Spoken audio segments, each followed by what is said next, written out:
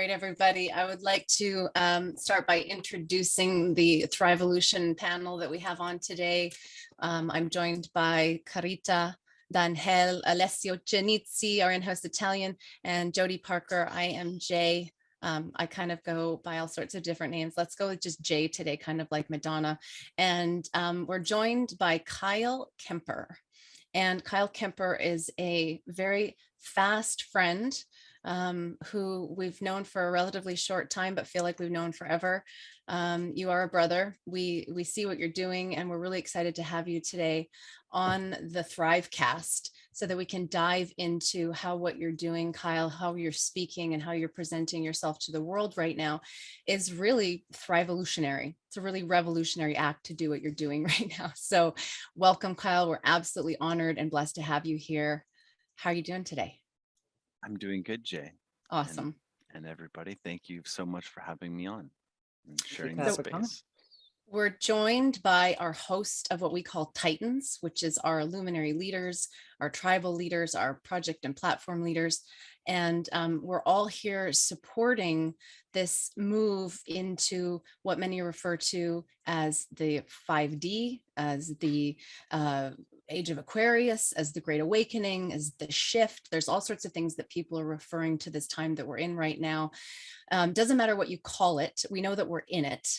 And Einstein once said, we get to decide if we live in a hostile universe or if we live in a friendly universe. And so here at ThrivEvolution, we've decided we live in a friendly universe and that we believe in humanity and that we're going to get through this. We're going to correct and continue, and we're going to find the solutions as solutionaries that will get us on the other side of this incredible chaos that we're in. And so voices like yours, Kyle, have become incredibly potent and powerful. We're not going to put on you that you have all the answers, so no pressure. But we love that you're in dialogue about some really important topics, and we're going to talk about those topics today. Part of the reason we run a panel is because we all want to see these things from different angles, from different perspectives. So for example, Alessio, he's our CTO, so he's building the blockchain. He's, the tech guy, he's looking at the DAO, and, he's really informing that side of the decentralization of what we're doing. Jody's really standing for medical sovereignty. She's a shaman, and she's someone who's able to ask questions from that unique perspective and then offer that out to the world. And Krita, as you know, is my partner in crime, literally and figuratively. We are, like Thelma and Louise there, so, because you've met us and we enjoyed immensely the Miami crypto experience that you put on, which is where we met Kyle. So you're going to get lots of sort of angles. And that's what we want to provide for our audience, is the ability to see through different perspectives and through different voices what's happening today. So we'll start today. Who's feeling ready? Who's feeling like they're ready to start engaging with Kyle? Jody. Jody's ready to engage with Kyle. She's our girl. So I'm going to hand it over to you, girl. All right. I read your book last night, and I'm an American, and she just mentioned I was into medical freedom. So I've spent a lot of time at the Denver Capitol here in Colorado. And I was talking to a legislator about the difference between a constitutional republic and a democracy, and how a true democracy where everybody is equal and has the same vote across the board actually ends up being mob mentality. And so as I'm reading about the how clear and transparent we need to make our elections both in Canada and the United States, I'd love to hear your thoughts about how we balance that representation versus having a straight democracy that really actually doesn't protect the little guy. So I'm going to toss that out to you. Hold the phone. So Jody, this is what I love about Jody. She's like she's like diving right into in. It. Okay. Yeah, Jody is like, this is why we love Jody. Jody does not mess around. But let's first, I was tossing you the ball to get Kyle starting to talk about himself, introducing himself. And then let's make that the first question, because it's a genius, brilliant question. But Kyle, let's start by you just sharing a little bit about, why you're here, why you're on ThrivEvolution, why you're having a voice right now, and who you are and what you're up to. Fantastic. Jody, that's a great question. We will delve into that, but I think like a little context would help. So my name is Kyle Kemper. I was born in the country of Canada. I'm currently in the United States, in California.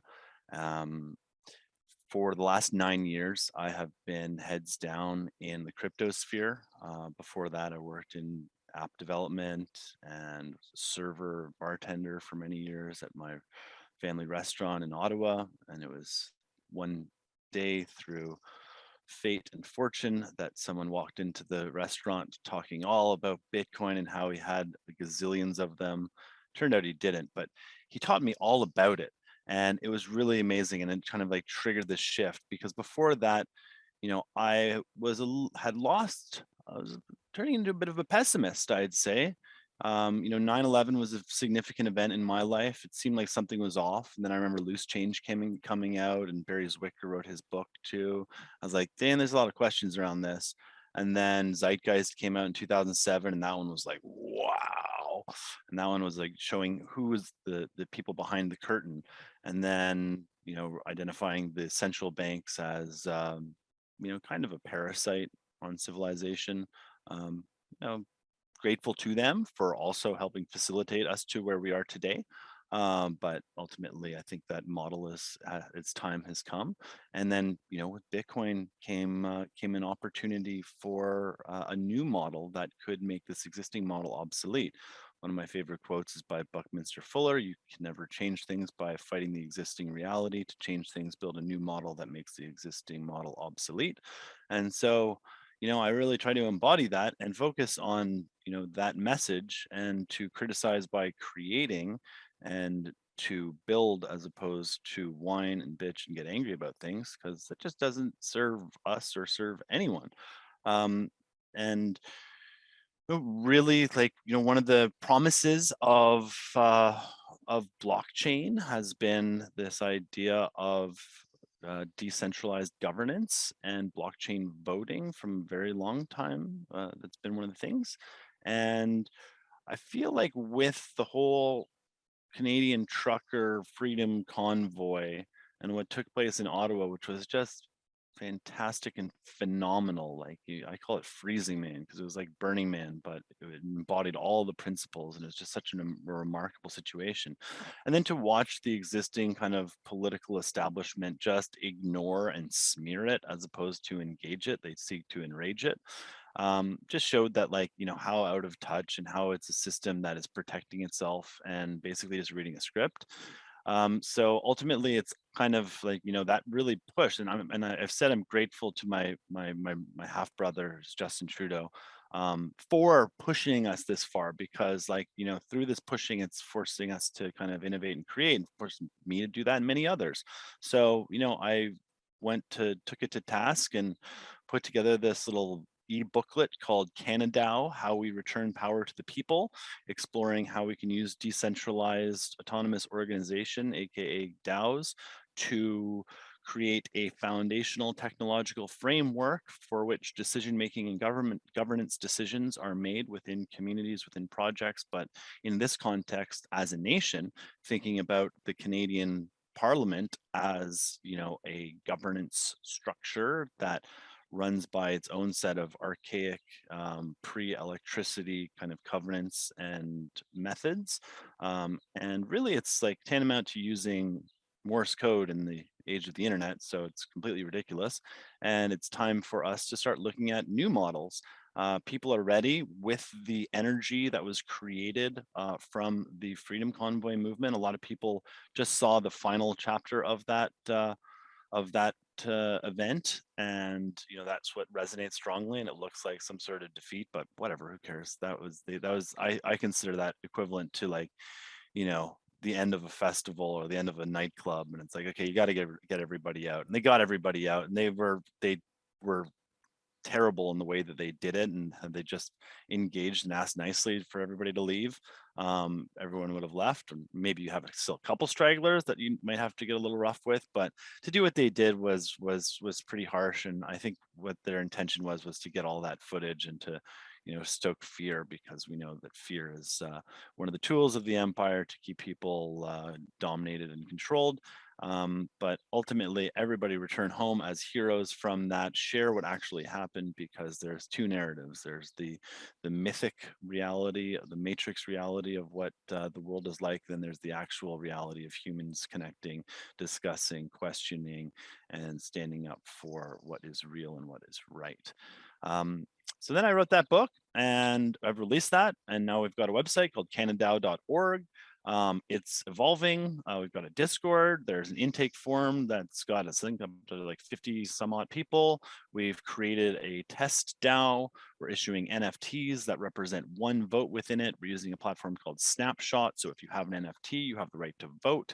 You can submit proposals. We're just trying to play with this and understand, as well as, like, I feel that one of my roles is to be an awareness driver and a speaker on this. And because of familial relations, I guess that, triggers a lot of people into saying, wow, we should listen to this guy for whatever reason. But I mean, I've been speaking about all this stuff for a very long time, and will kind of continue. But I guess I did an article on did an interview on the Western Standard that went kind of viral. And then since then, it's created a platform to talk to more and more awesome people about this, and trying to, raise this vibration and encourage others to start thinking about this. And then, as just a closing note to this intro, I'd say Bitcoin, we're not early to Bitcoin anymore. DeFi, we're not early to DeFi anymore. NFTs, not early to DeFi NFTs anymore. DAOs, we're still early to DAOs, and DAOs are going to be huge. This is the new age this is one of the new age governance models. It's highly iterative, it's highly programmable, flexible in the ways that they can be set up and built. They can be very large in scope, or they can be very micro and focused in scope. And as Eric Voorhees, one of the great kind of people within the crypto industry, has suggested, the future of DAO success isn't going to be about out competing DAOs. It's going to be more focused on out cooperating with other DAOs. So the more cooperation and collaboration that can happen amongst them, the more successful they will become. And the tool sets are evolving.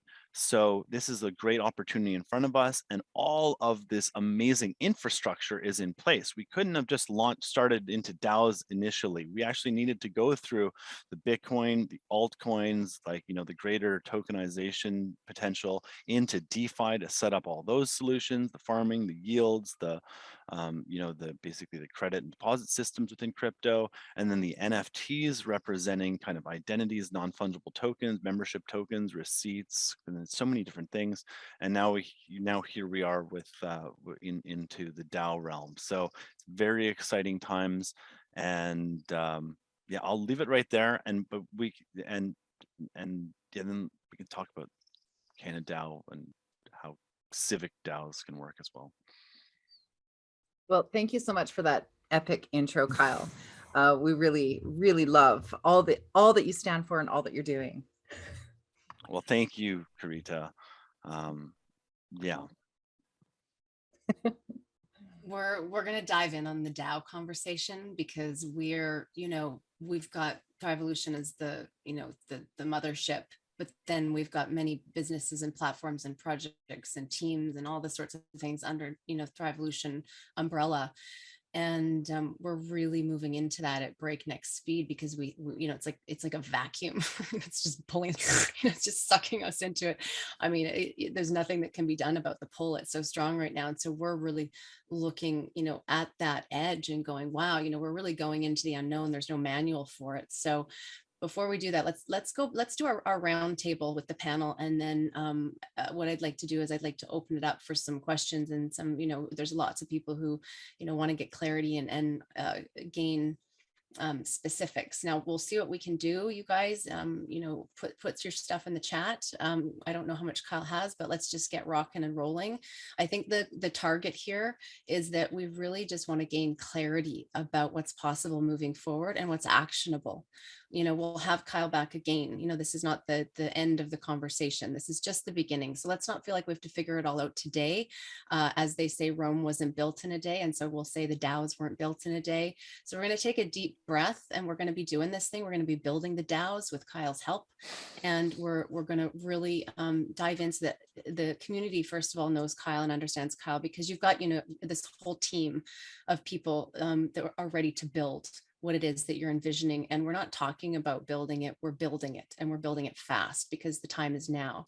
So we want to put into context again, in addition to your intro, some of the questions that Jody has. Alessio is going to dive in a little bit more from the tech side and the blockchain side, and Krita and I will be here to hold space and moderate and sort of, assist any really vital questions coming in that we feel are important now, because the key is we need to keep it simple and remove the noise. And so that's my job, really. That's my job, is to remove the noise, keep it simple, so we can really deliver what people really can absorb right now in a timely fashion, so we can take action. So that's my goal today.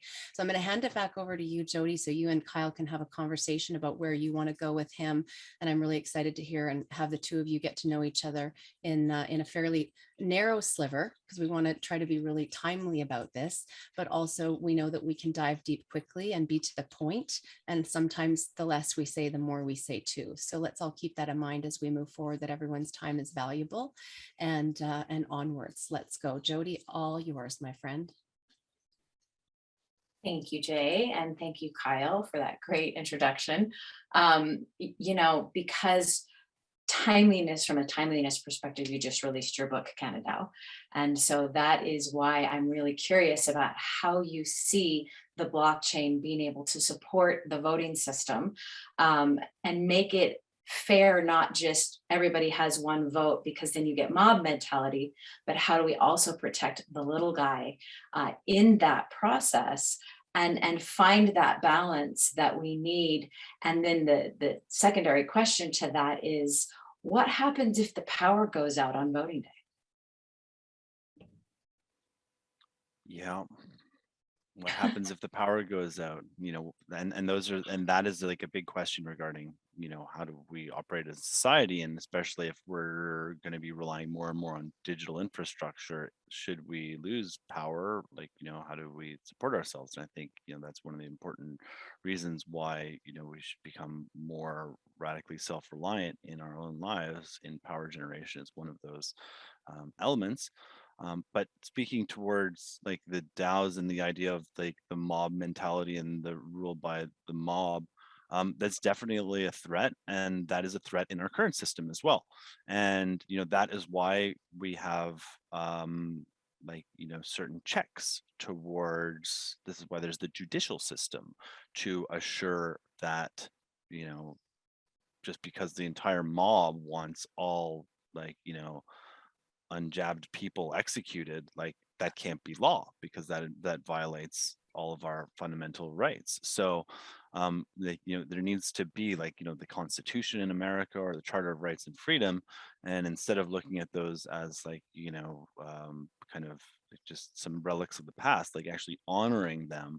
And I think we are also at the time where we're almost the need for revisiting and recodifying some of those principles, and getting kind of clarity on these things are real and they have a real purpose. And it's not toilet paper. Let's treat it with honor and respect. And so that if something is passed, it must also make sure that it abides by the principles within the charter and within the Constitution, so that individuals don't see their basic fundamental human rights impacted by these kind of decisions. Now, our current system of government, it kind of creates so many rules, because that is the way it works. It's a government. It's about domination. It's about enforcing. So in in a DAO structure, is it about just adding more rules, and it's the society is deciding on the rules, or can we have qualified decisions and potential referendums about reducing some of the number of rules, or reorganizing systems? Because our current system is kind of heavily broken, and right now we do have this tyranny of the majority actually taking place, because every 2 to 4 years or whatever, you have a bunch of people being mobilized to a community center to make a single check mark on a ballot, and there's so much money and energy and programming that goes into resulting in either that, you know, blue or red or orange kind of successful outcome based on the will of the political parties. And then once those people come into power, then they just represent their political parties. They don't represent the people. So like that's just this endemic of a broken system, and the result is a broken system. So, you know, looking at, okay, how can we actually apply this with DAOs, and what does the ultimate scenario look like? It looks like, you know, honestly, we have our own keys. We have a key, and we have a digital identity that we own, that is a self-sovereign digital identity, and within that stack can be our, you know, our voting kind of credential, or maybe a citizen NFT, or a city NFT, or a provincial NFT, or a federal NFT that allows us to vote within that DAO and share our perspective and participate in it, as well as to be able to submit things, submit kind of proposals within it, and then for there to be, you know, additional structures. Like in Switzerland, if you like they have a direct democracy where if you get 100,000 signatures, the entire country will vote on it, on whatever the referendum is. And, you know, come voting day, everybody gets a booklet that has the pro side and the counter side to it. So, you know, it's still just a booklet, and there's not really an open forum for digital debate around those, but with digitization, we have the opportunity for qualified debate around specific issues. And when you experiment and give people an option to vote on more issues, there's going to be more informed discussion and debate, and ultimately participation in those governance decisions, instead of come out, you know, once every 2 to 4 years, make a check mark, and then that check mark and that resultant, you know, political officer will then, you know, be able to vote on so many things, and, you know, doesn't represent you at all. So, you know, that's where it kind of this is one of the opportunities that we have to do that. And I think crypto blockchain is very difficult to use for many people. It's not very difficult, but there is like a learning curve to it. And one of the challenges as the creators and the technologists is, how can we make these solutions like very, very simple, that don't change existing kind of user experiences in a way that if you could make, you know, participating in Canadian democracy, you know, as simple as using, you know, Facebook or Twitter or Tinder, you know, but with some sort of qualification, you know, or not qualification, but with, you know, the spirit of civic engagement and respect involved in it, that, you know, we can start like seeing success in these new models.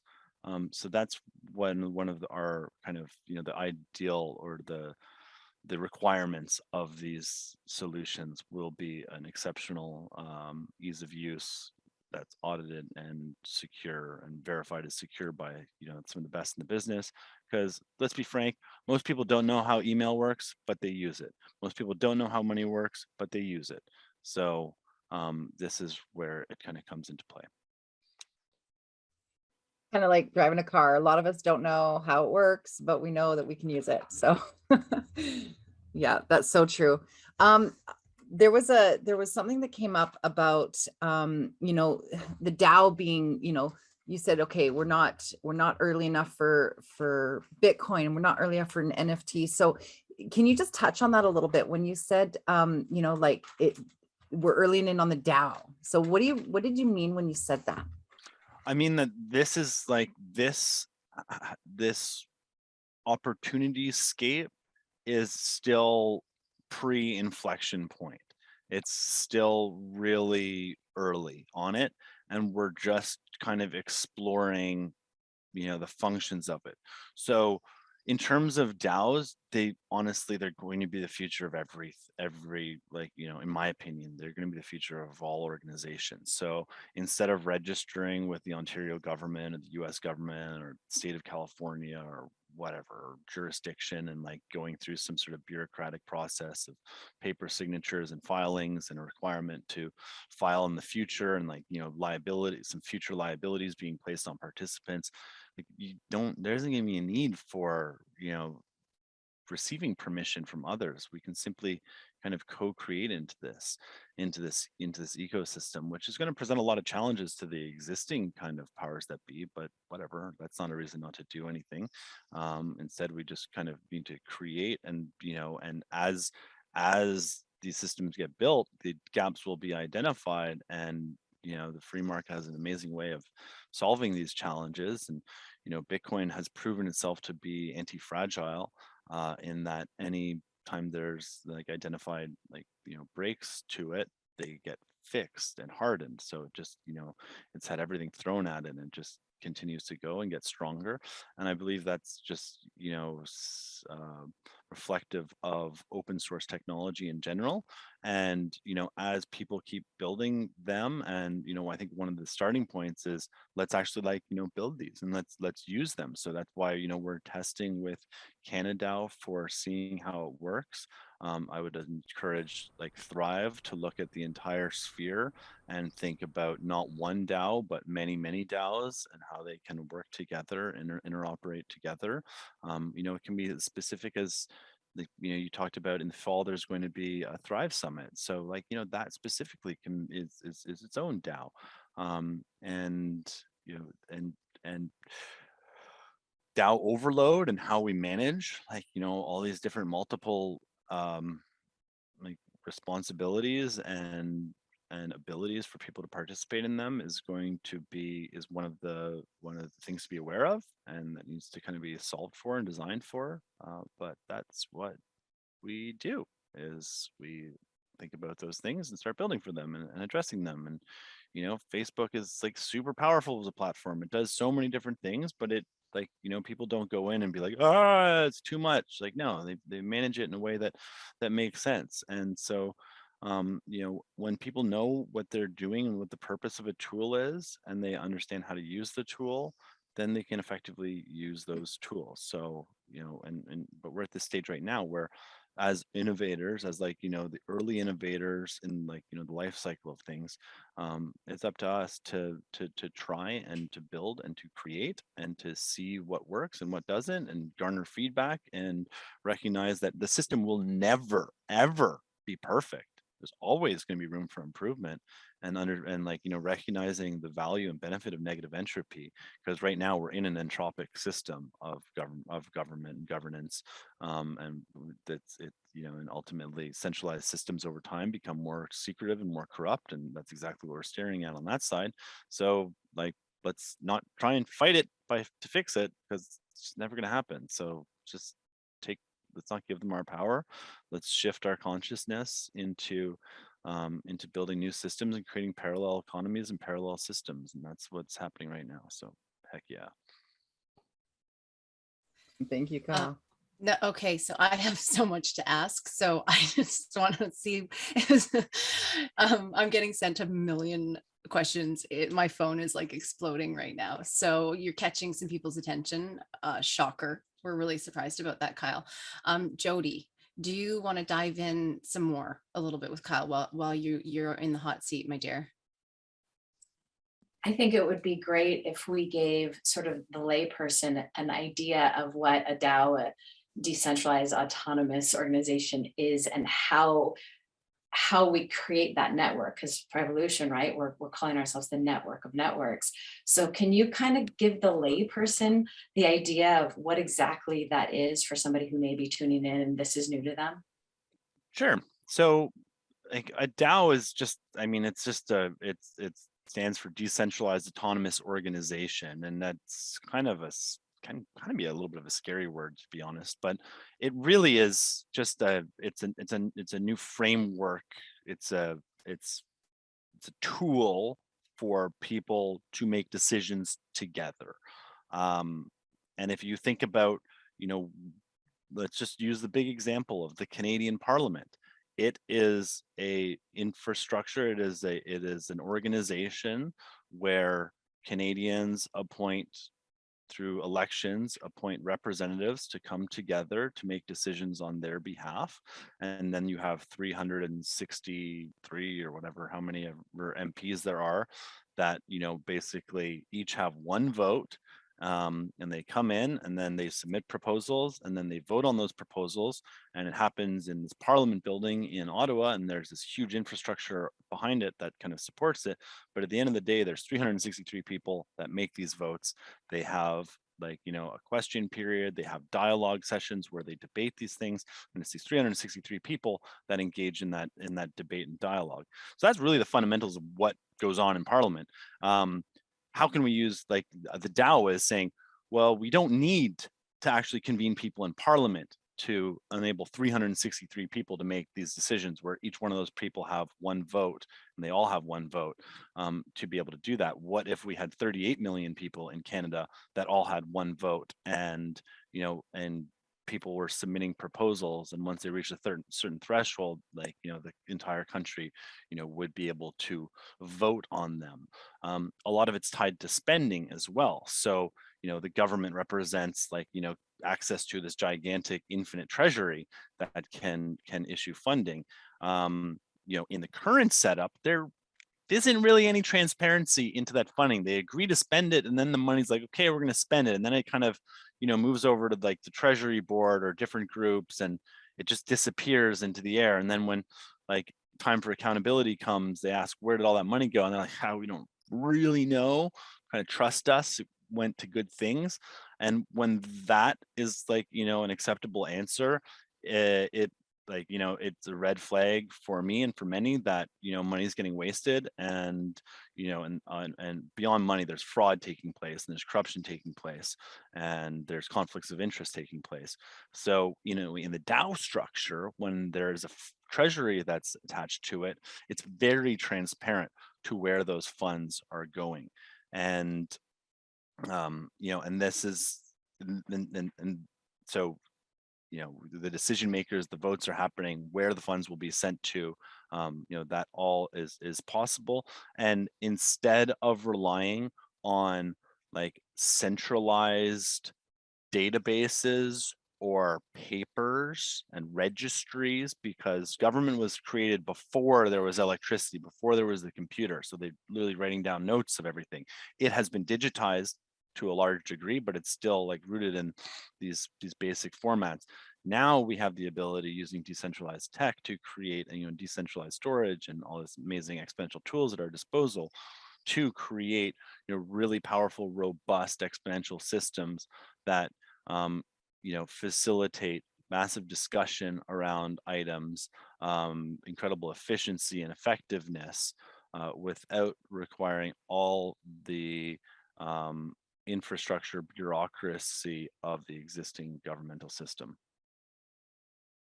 So I hope that kind of like answers the question of like, well, that's the DAO is this new opportunity, and like Bitcoin, where like, you know, Bitcoin created like the digital version of cash, like DAOs and tokens can represent the digital version of your ballots.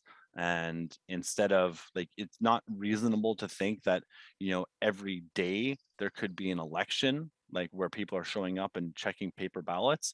But in the digital world, it's possible that, you know, that votes can be happening, maybe not daily, but, you know, weekly, at least monthly, you know, biannually, definitely, like, you know, more frequent than we currently have right now. Switzerland does twice, I think twice a year. Awesome. Thank you so much, Kyle, for that explanation. So just a quick question, as a Canadian, you know, what is your best advice for us right now in the money system? Just a question. You don't have to give us a long one, but I just wanted to throw it out there. Just an idea. Well, like, you know, I mean, I would not recommend, I don't think it's wise to like hold on to cash, because we're in a hyperinflation point, like time and space right now. If you have lots of cash or liquid, like, you know, unallocated funds, like, you know, crypto is a good method. I would absolutely recommend setting up an exchange account and setting up a self-custody wallet and having those tools, like, you know, in your toolbox, and understanding how to send and receive crypto. but I'd also say, based on wisdom too, that in times of war and times of hyperinflation, that commodities and revenue generating businesses are kind of, the path where a lot of money goes to. I mean, when there's signals of war, a lot of money goes into, military kind of stocks and stuff. And, I mean, even if it's like, okay, that's where you should to make returns, like I don't support that, so I wouldn't put anything in that realm. I don't encourage others to.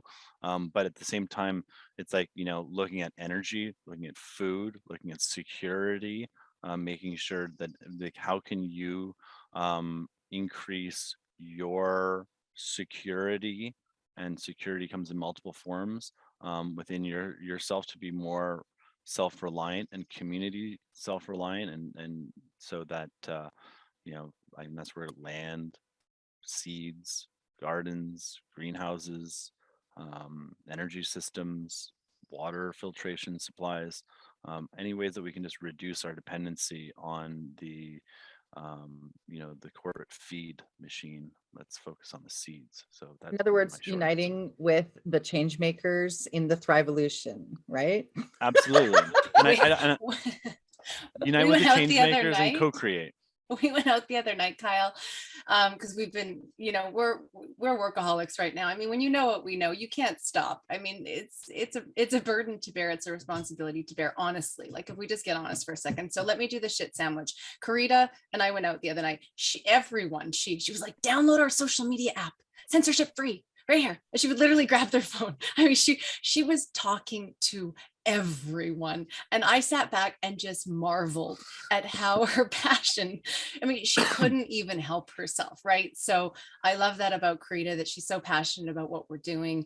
And we're a passionate group of humans, but here's the reality of what we face is that I don't know that I would go as far as to call us optimists. That feels a little bit unicorns and fairy tales at this stage in the game. But as solutionaries, we do our best to go, okay, we use something called the Thrive Solutions model, which has been taken from the Thrive movement, from Foster Gamble's Thrive 1 and Thrive 2 movies, and it's phenomenal. And so I encourage someone to put that in the chat.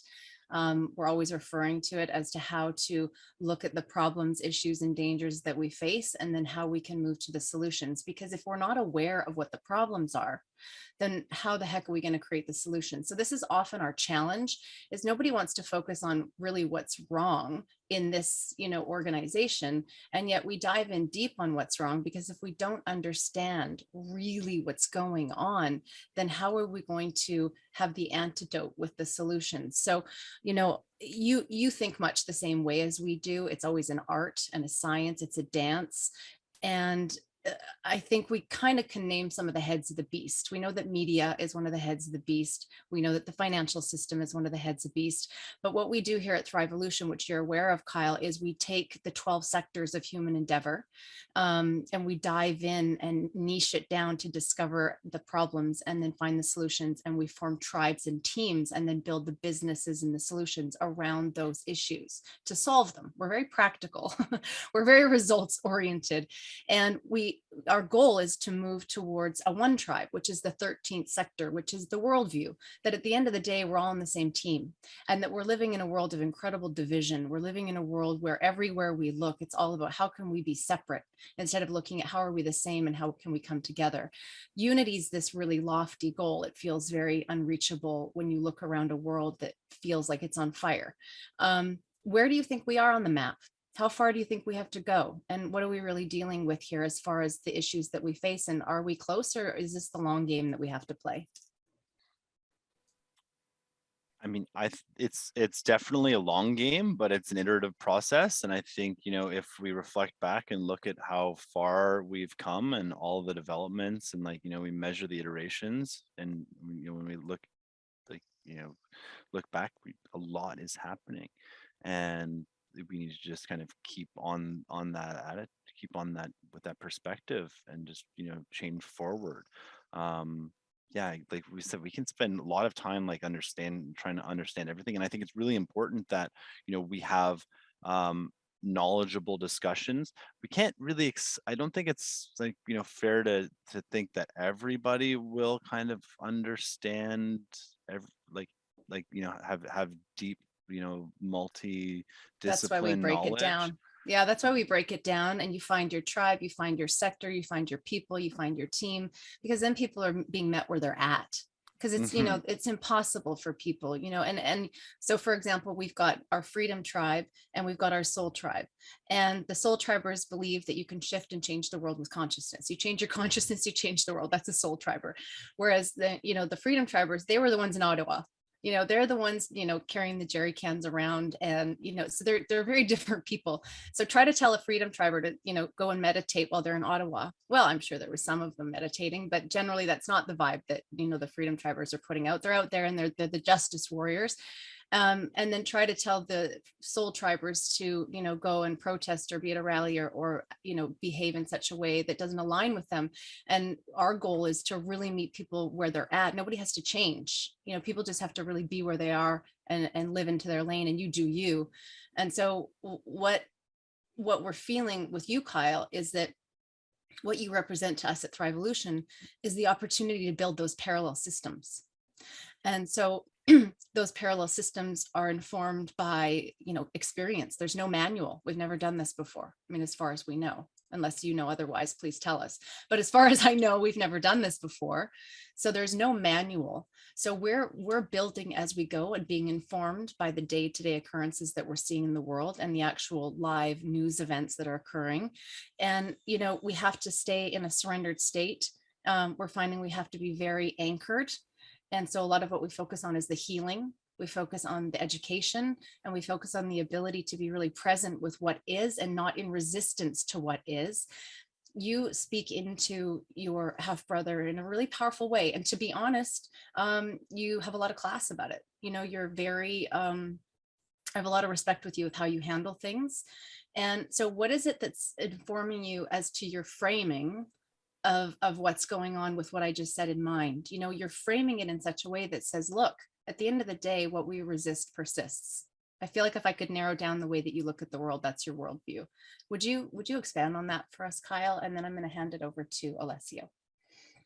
I mean, I think you did a really great job, Jay, of kind of summing it up, and bless you. Yeah, I think we've come to the point where we are now through, like, you know, society has been turned into a bunch of specialists, and specialization is, like, you know, it really benefits, you know, the top in a hierarchical pyramidal system. But when we look at the way that communities kind of work and collaborate and create, like Burning Man, for example, it's a fantastic example of, like, you know, how in 3 weeks, like, an entire city is born, and then with like, in the beginning there's nothing, and after there's nothing. You know, but Burning Man is, like, you know, is a great kind of, like, proof case and you know, MVP of what is possible. But you know, what does it look like when, instead of it being, okay, built and gone, like, what about when it persists and it creates? Because, like, right now, I think a lot of people, like, you know, it's almost like escapism, and this journey into, like, full Aquarian age, by going there. But and then they all return to their little silos, you know, in the Piscean lands. And so really one of our challenges is, like, you know, why are you living where you're living? Like, you know, do you know your neighbors? Are you happy where you are? Like, you know, part of security is and changing and realizing this is actually kind of coming together and surrounding yourselves with community to co-create. You know, Tucker Max, that was really funny guy.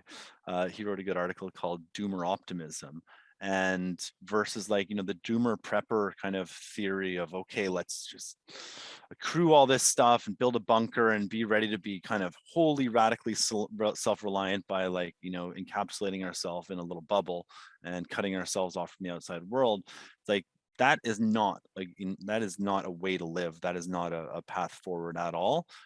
Instead, he is suggesting, you know, let's go, like, you know, come together with community members and start looking at food, at energy, at water, and creating, you know, your larger community bubbles around this. From if we look to, like, you know, Brave New World, like, think about it like the idea of, like, the savage reservations. Like, I think we're all pretty aligned that we don't want to live in the alpha, beta, delta, kappa, like, corporate, the test tube society. And so, in that vision, there's like, the savage, which is natural, and like reservations, which were left alone. And even, the central planners recognize like that these are going to happen within society. There's going to be free pockets that reject the Great Reset and focus on their own kind of perspectives. And I think we need to do that anyways, for our own safety and security. I was speaking with Sasha Stone yesterday or 2 days ago, and he was, he's setting up a big compound in Mexico, like, to look at, creating these, because again, we're at this really early stage where it's kind of up to us to kind of test and build these things, and, and to come together. And I think, our level of kind of happiness and creativity will increase as we're actually physically closer. It's fantastic that we can beam in from all over the world and share consciousness and discuss and create ideas like this. Truly amazing, that we have that ability. But at the same time, there's like, there is a need for heart-to-heart connection, even though I feel like we're all like kind of here connected, seeing each other, like the ability to come together to, to cook food, like, as a tribe, as opposed to every family on the block, running like I'm a father. I'm a father. I have 4 kids, a 5th on the way. Living in an isolated bubble with just me and my wife and our children is very, very difficult. Like, it is not like, realizing the full power of the tribe and the community. Whereas like traditionally in ancient and tribal times, like, I'd be out forage, like, hunting and gathering and communicating and building and innovating. Whereas, and then like, the children would be being raised by, the elders and the women's circles, etc., to help. And like, the children would come along and learn, and they wouldn't be in like, this industrial schooling system that we have right now. So I think it's up to us to start doing and applying these models and showcasing as well to others how it works and how it's possible. I know that my children have been down here for with me in California the last 2 months, and have participated in collective homeschools, and like no masks, no any of that crap, like really kind of open unschooling, deschooling. And now they're going to go back to Ottawa, where they're going to be put back into the industrial complex, but they're going to come back in and share the stories of, yeah, I haven't worn a mask. I don't wear a mask anymore. And fortunately in Ontario, like, those things will, those requirements will be off for them. They're going to go back and share that. And I think, when people hear of the concept of field trip Fridays, which is like, we just go and play and learn things, like that will percolate out. And, this resonance will resonate, and this vibration will resonate, and more people will come in. But it's on us as the innovators and the creators to start putting these tools into action. And, that's a society community thing. So we're all on board with that. Food is love. So well, let's have dinner soon, just saying. And we're breaking bread in so many levels, but just planting the seed. ThrivEvolution will be at Burning Man this year. We will represent on the Esplanade. We are not messing around. We want to go and wrap our arms around each other and squeeze each other. We're from all over the world, so we're doing our best to get everybody to Burning Man this year. So of course, Kyle, if you're not too busy changing diapers with your 5th child, well done. Or if you need a break, because I have 3, and I mean, good on you, brother, for having that many children and repopulating the world with beautiful little global citizens that can be critical thinkers. I just want to take note to everyone that we've got Freedom Families in the chat. And so Freedom Families is the portion of ThrivEvolution that Kyle is referring to. And Thrive Sanctuaries are our global eco hubs all over the world that we're building, and actually working towards figuring out the DAOs and the tokenization of land sharing and real estate opportunities for everyone involved. So we don't have all the answers, but this is the call to all change makers who do know some of these solutions to join us and Kyle in figuring this all out together and unifying as solutionaries on those points. So just refer to the chat. Alessio, you know Kyle through our time specifically at Miami Crypto Experience. And, obviously we spoke so highly about so many of the people that we met there. Kyle, you're really great at bringing good people together. And you're a leader from behind, I would say. you're not out there going, I know everything. You're saying, let's figure this out together. That's a lot about how we work here. But at the end of the day, some people just have some skill sets, other people don't. Alessio, as our CTO, has a phenomenal skill set that we all love and appreciate, because he just builds shit. He just gets the job done. So this is where we'll hand it over to Alessio so he can explain a little bit about who he is. And you fellas can talk a little bit more from the tech side, from the actual build and what it takes to build something like this, because we're hoping to have our Thrive Academy, which again, if you guys could post that in the chat, for everyone just finds their thing they want to chew on, right? If you're interested in education, whether it's crypto education or education in all sectors, that's our Thrive Academy. And Alessio runs the crypto tribe. So this is a conversation for you two fellas to dive in and really talk about that goal of us wanting to have the blockchain up by June and the academy on the blockchain, and some of what we're thinking about how we want to operate our DAOs, because at the end of the day, we've all linked arms and we're solutionaries. And Kyle, we're still learning about, how we all are going to weave in together and how we can serve each other. But I know that you and Alessio have plenty to talk about, but let's just start diving in a little bit on some of that conversation. Alessio, I'm going to hand it over to you, brother. Okay, thank you.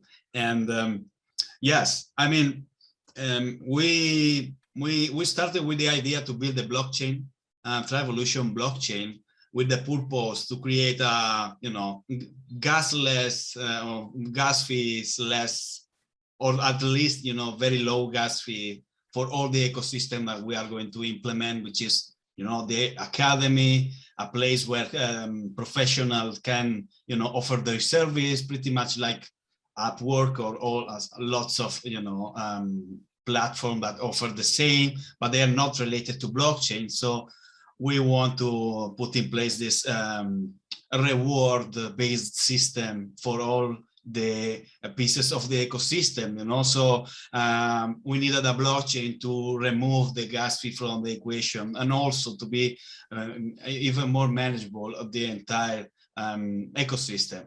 So at some point, this DAO came up to light, especially introduced by you time ago. So and I have to thank you for that, because you really, put us into the perspective of building a DAO for ThrivEvolution.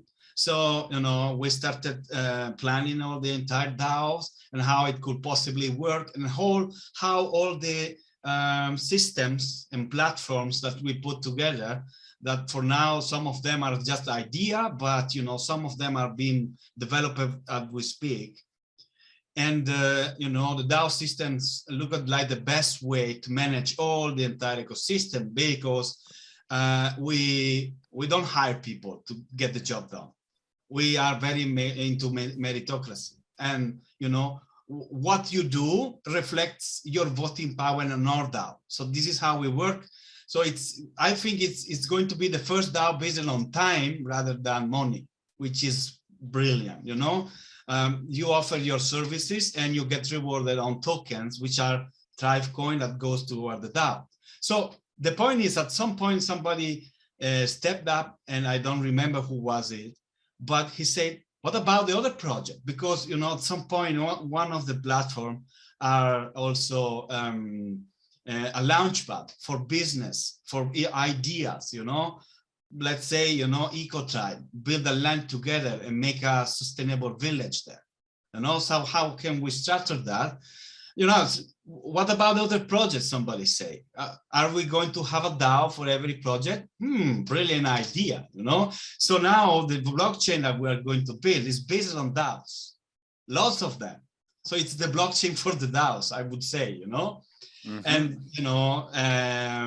so my question for you is based on something that I saw when I was reading your white paper of Canadao, and you said something that exploded my mind, made me very excited, and I understand the purpose of it, because every citizens of the government DAO, like you are trying to build like Canadao, doesn't have all the knowledge to be able to vote, right? Because some of the top project that a government have to face, they are based on skills that the normal person on citizen doesn't even know about, you know. So you say, yeah, but that's because that's why we have a delegated entity that perform based on a portion of the population, which is great, right? That's very brilliant, you know. It really got me excited. So that allow me to think about it. And my question is, because we are not basing a DAO like the Canadao on the amount of investment, amount of money that every citizen puts in. So what the alternatives and measure and gauging the voting power of everybody? Do you have any idea about that? Well, I mean, there's like, so how can you measure it?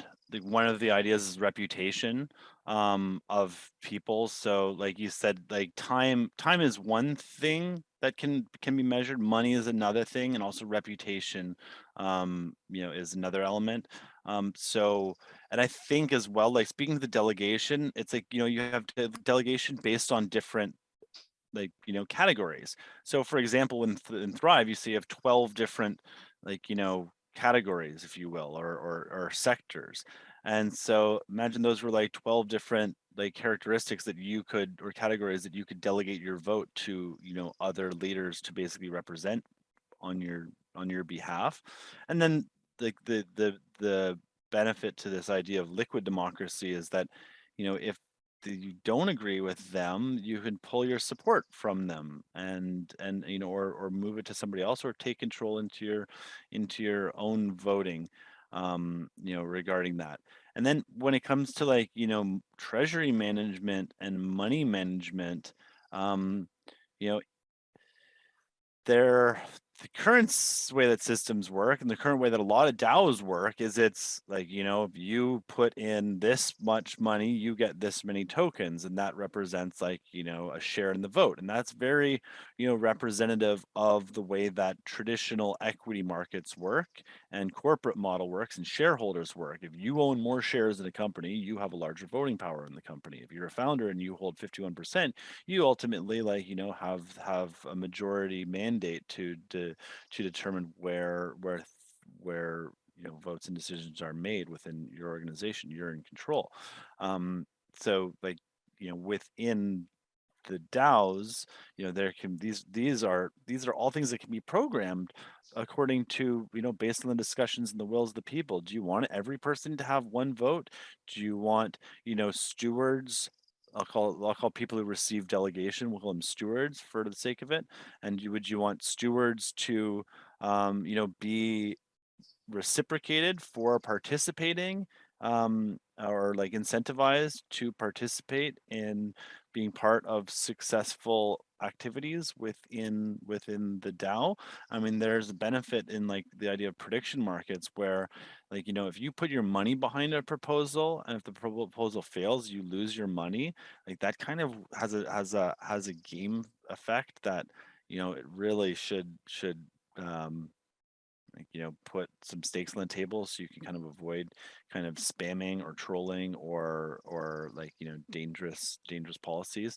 And especially when you mix everything with a judicial council, the Supreme Court of the DAO, that isn't there to determine whether it's a good thing or not. It's really, does this pass the charter test, the constitution test? Because if it passes the constitution, then it can pass. But if it is a threat towards the rights of, or the sovereignty, or the individual basic human rights, then it should fail. And in that case, if something passes that does threaten everybody, then potentially all the funds that were baked into that could be surrendered to the back to the the collective pool, the collective pot. Additionally, those who do contribute into it. Those who contribute time might be rewarded with tokens. Those who contribute money can also be rewarded with tokens.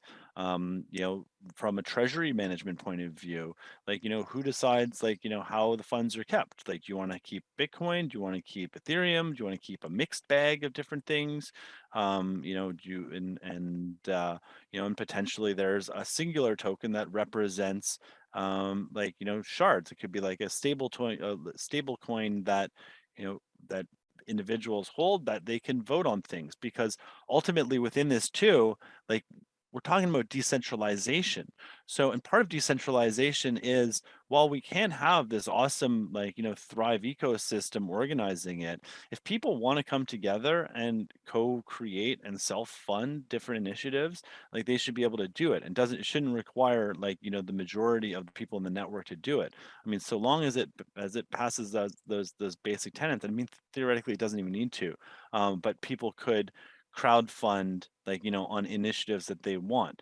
And I think one of the challenges we've seen with the Freedom Convoy is they have basically outlawed crowdfunding.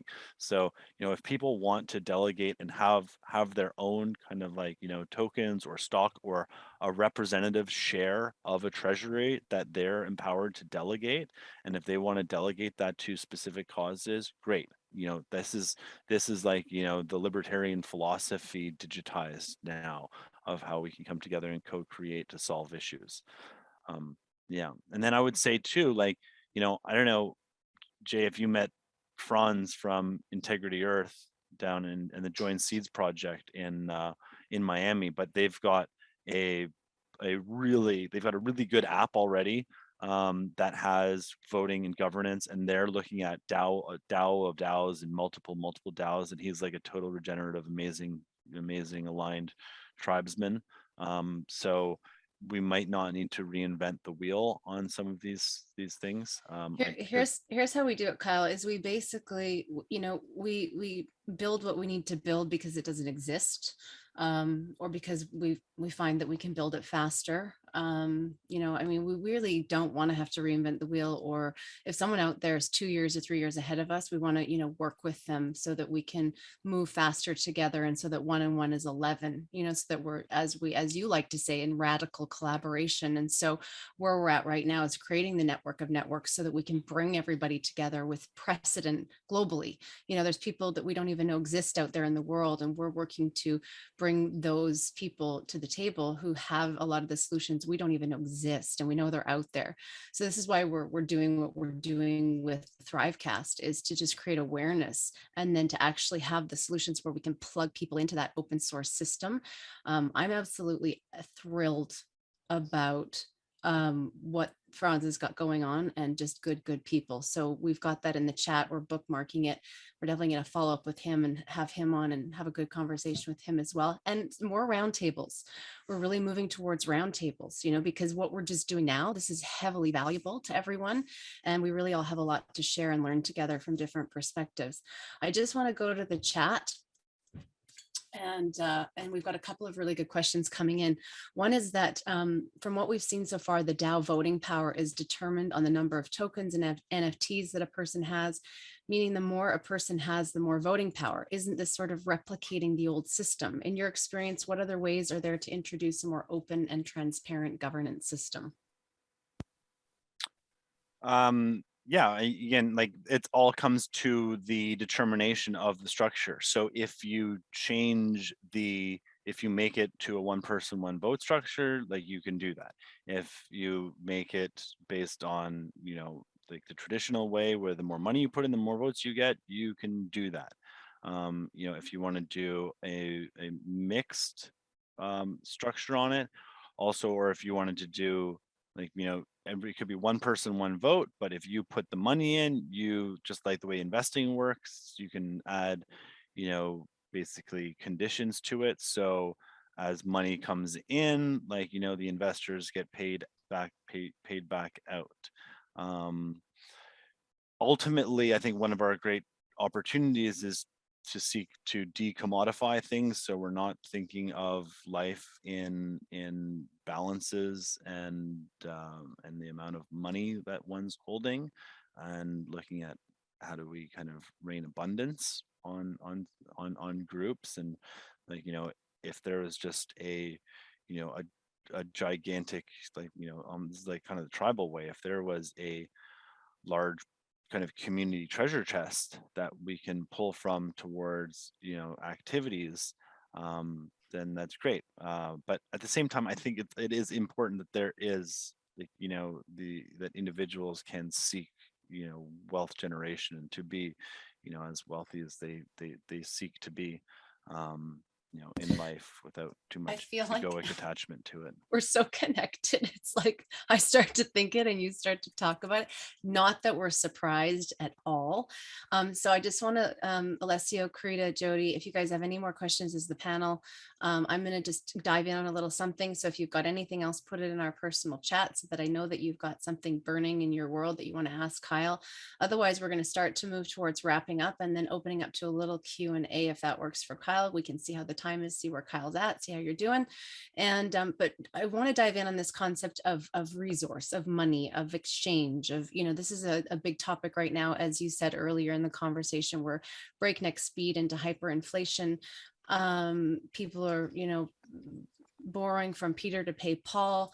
On average, I think conservatively, if people aren't making an extra 20% a year right now, they're falling into debt. This is obviously a serious issue, and we know that our financial system is the head of the beast. Now, we obviously know, because many of us, this is the perspective we're coming from, is moving into decentralized systems that allow us to do all sorts of things we can't do in the current corrupt system, monetary system. Many people do not know that the current system is even corrupt. They don't even know that there's actually a problem. So let's start by putting Hidden Secrets of Money in the chat for everybody, because if you haven't seen Hidden Secrets of Money, I believe that's a really, really good start. But Kyle, one of the perspectives that we hold is that we want to get wealth resource into the hands of the change makers. You know, we're in the biggest wealth transfer of all time. So one of our goals is that through what we do, we create awareness and help people to, you know, build wealth, a resource. And that comes in a lot of different forms, obviously, by all of us coming together with our skill sets, and having many hands make light work. So, you know, we're many things. We're certainly a movement. You know, we're certainly a blockchain company. We've got multiple businesses. We're an open source. I honestly don't think what we're doing has ever been done before. I look around and I see people doing aspects of it, but we're sort of kind of combining it all together and saying, let's move together. When it comes to money, it's really interesting because there's so many issues people have around money. I mean, there's so many, you know, money mindset issues. And so we find that, you know, making that the helm in a lot of ways is interesting because it's the first thing that people buck away from. You know, a lot of the evolved people, a lot of the people who want to build eco villages, they want to move away from the concept of money. And ironically, we've made the decision to lean in, to say, let's really build an incredible amount of abundance, but let's do it in integrity and take the current systems, do the inverse, we call it the inversion, and then get that wealth into the people who will steward the planet with love and care and responsibility, and let those people, you know, build these parallel systems. So that's a big part of our ethos.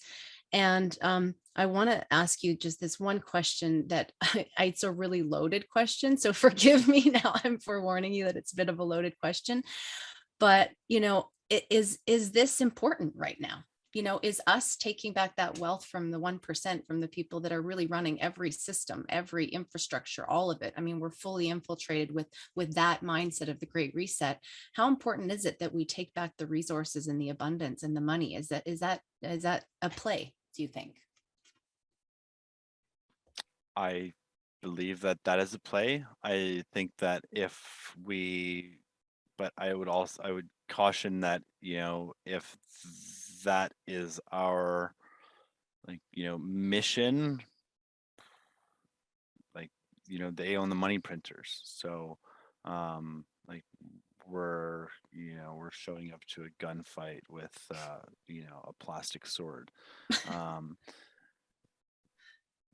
Yeah, I think, like, you know, our key is in our heart, we can do this. And this is what I like about tokenization is, like, you know, we can start to create parallel systems so that, you know, ultimately these currencies can just continue to inflate, you know, as they will. And, you know, we're not reliant on a single currency. like Bitcoin, for example. Like, and a lot of the Bitcoin maximalists want Bitcoin to be the, you know, the global currency. Well, it's like, okay, that's kind of dangerous because you're just moving from like, you know, one centralized or one all-powerful dollar to a new all-powerful digital dollar. And, you know, reflecting on Bitcoin, you know, it being 11 years in now, that's 11 years that the central bankers have been able to use their infinite resources to be acquiring it, you know, and creating vast holdings of it to be able to move the market. And because it's a scarce resource, and because they have, you know, very advanced teams, and with money you can do really incredible things. You can pay people, you can pay specialists to game and infiltrate and coerce and co-opt ecosystems. I don't trust it. I don't trust it. So therefore it's like you come back to this decommodification thing. But yes, I mean, ultimately, yes, let us focus on this. And this is one of, like, you know, the things that gets me going is like, you know, this bullshit nature of philanthropy that we're seeing right now, which is like funding organizations and, like, you know, billionaires dumping tons of money into organizations, but it's not actually hitting the social innovators. So, like, you know, I consider myself to be a social innovator. And, like, you know, and people are like, well, you should apply for grants. And it's like, well, that involves me like setting up some sort of, like, you know, existing entities and going through a whole rigmarole pitch. And it's just like, you know, it takes me away from being able to just focus on creating and painting. So it's like, you know, and I like like with Bitcoin, it's like, you know, here's my address. Like, if like, you know, if you're incredible, if you have like extra resources, if you have a large treasure chest and you want to support me on, like, you know, doing what I do, like, if I like, you know, if I was supported by like just individually, just like, here, like, the more money that's given to me, like, based on my ethos, the more I can get it out to the community and get and keep creating, as opposed to just surviving, like, you know, on my own. I'm still currently in survival mode. Like, right before this call was like looking at the FTX Future Fund and, like, you know, writing them a message specifically on this: fund social innovators. Don't fund don't fund projects just generically, because when you fund the projects, it's like, you know, just fund the people within the projects and let them DAOify these things and create them, and we'll create these abundant, awesome systems. But, like, you know, we need the individuals to be supported.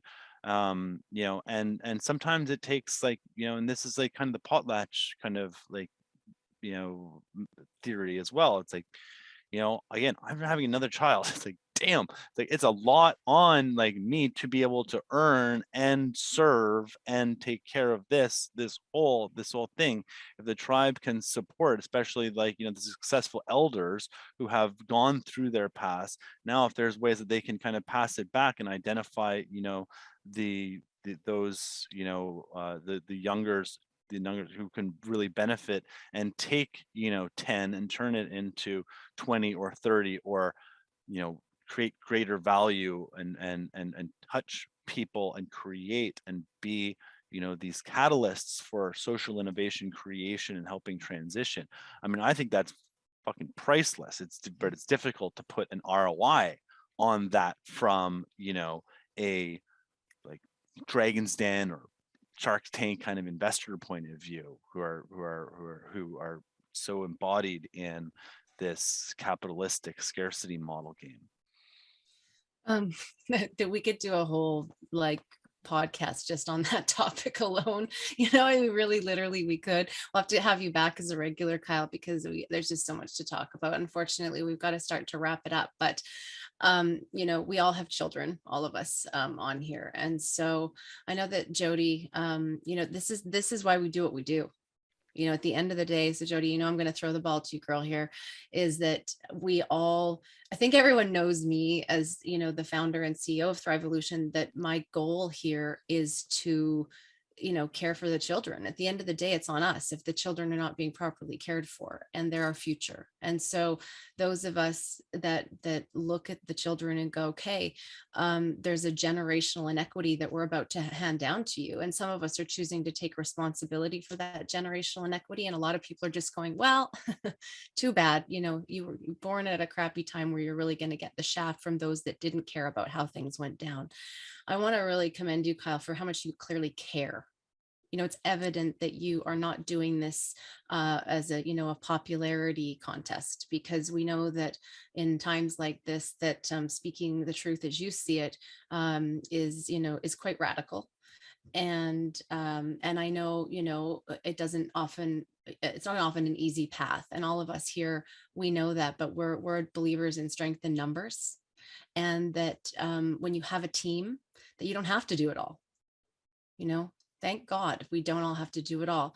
I get to do me. So I'm really good at my lane, and where I fall down, Jody steps in, or Alessio steps in, or Krita, or all the other, thrivers that are with us here, putting the wind beneath our wings. Not everybody's a podcaster. Not everyone wants to do what we're doing.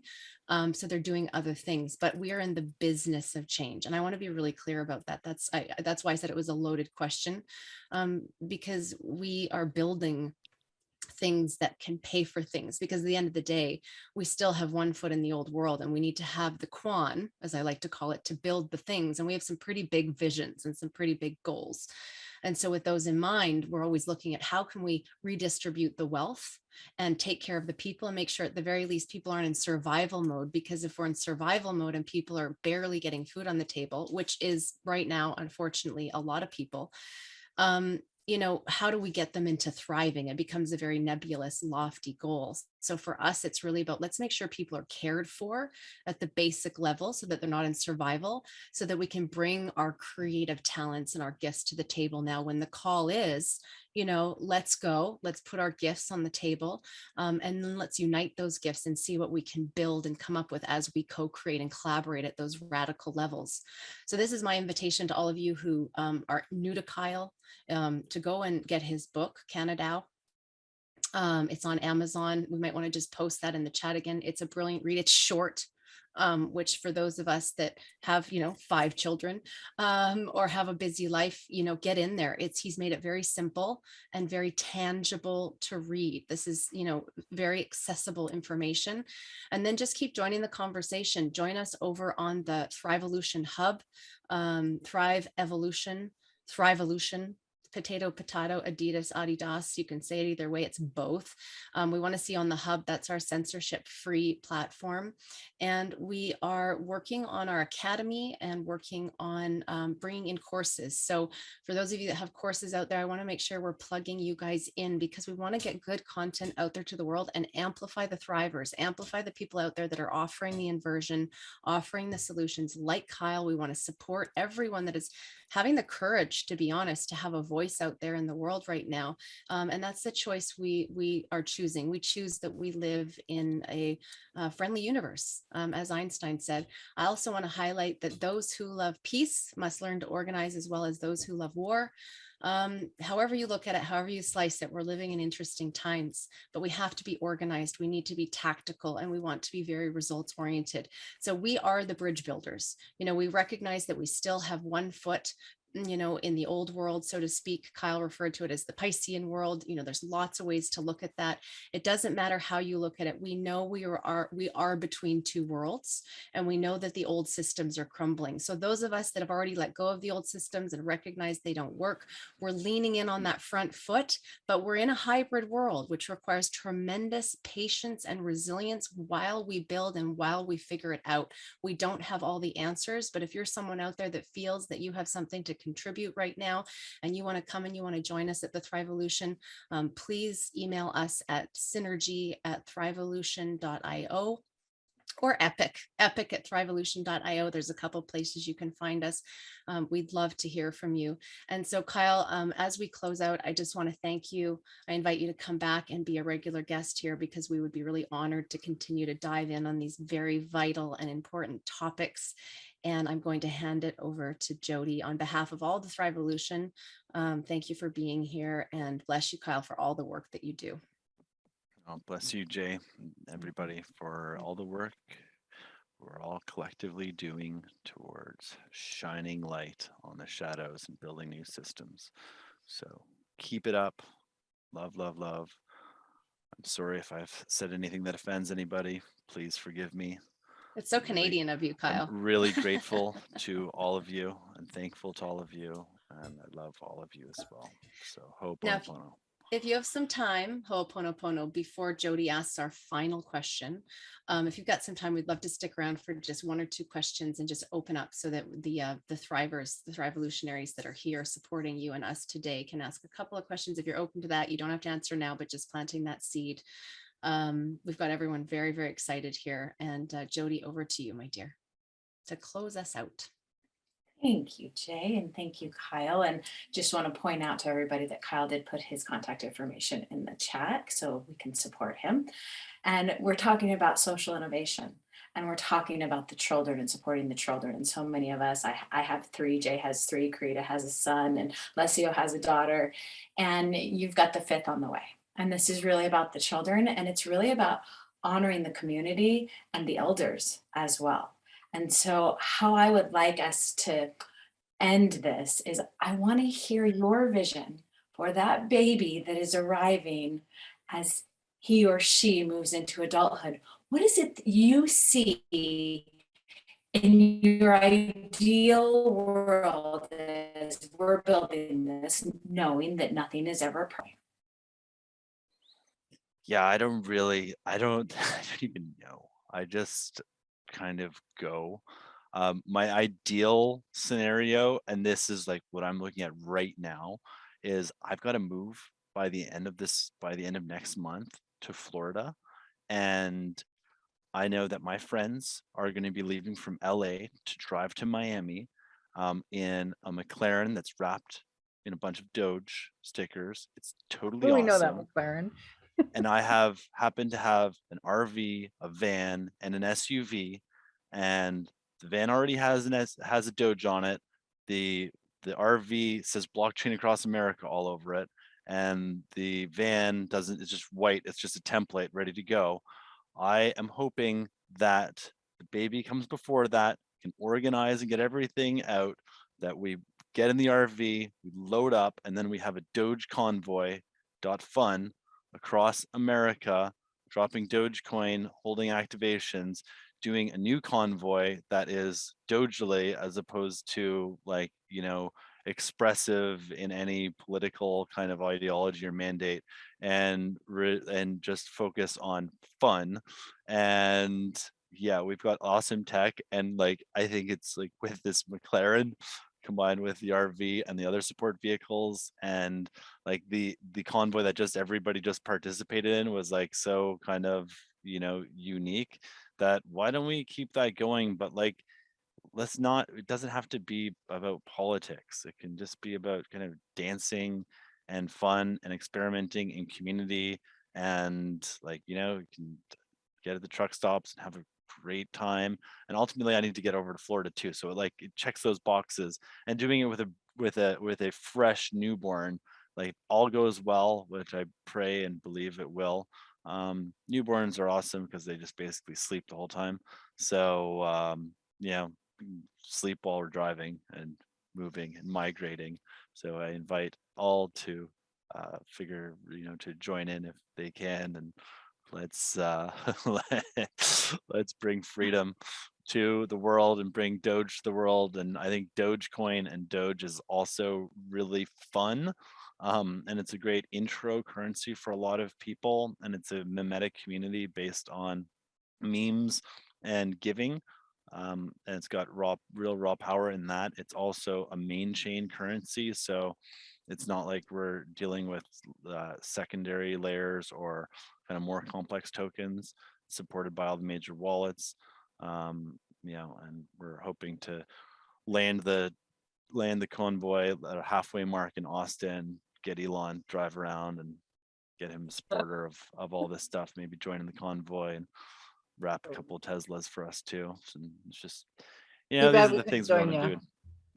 Yeah. We would have loved to join the convoy, Kyle. Thank you so much. And yes, we had fun watching that McLaren before it got doged in Miami. That's fun. And yeah, so we are so grateful. We're going to close this call, but we're going to open up the room and, let everyone to turn on the camera after. But we just wanted to really thank you for spending time with us today. We look forward to having you again. There's a gazillion questions. People are popping in the chats and private messages and stuff, but at the, we're definitely going to have you back.